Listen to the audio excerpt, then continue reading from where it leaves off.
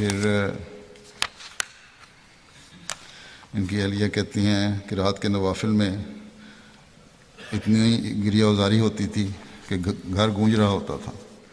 جس میں حضرت صلی اللہ علیہ وسلم کے لیے، حضرت مسیح علیہ السلام کے لیے، خلیفہ وقت کے لیے، جماعت کے لیے، ماں باپ کے لیے، بہن بھائیوں کے لیے، بیوی بچوں کے لیے، رشتہ داروں کے لیے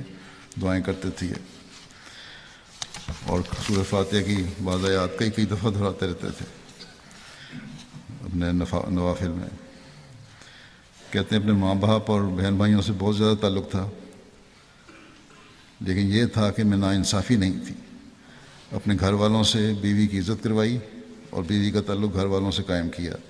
یعنی دونوں رشتوں میں ایک توازن قائم رکھا۔ چھوٹا تحفہ بھی کوئی ان کو دیتا تو اس میں شکر گزاری کرتے،